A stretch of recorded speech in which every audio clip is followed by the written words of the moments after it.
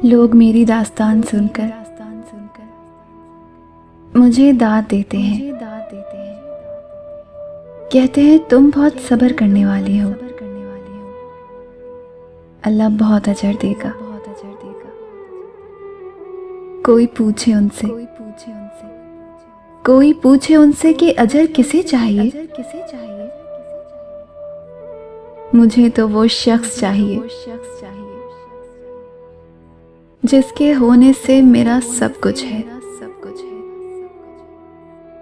जिसकी मौजूदगी मुझे सुकून और गैर मौजूदगी मुझे बेकरार करती है। मैं उसे हमेशा आंखों के सामने रखना चाहती हूँ, एक पल के लिए भी नजरों से ओझल नहीं करना चाहती। उसके साथ देखे ख्वाब और उसकी सारी ख्वाहिशात पूरी करना चाहती हूँ। लोग मरते होंगे उस पे, लेकिन मैं उसके साथ जीना चाहती हूँ।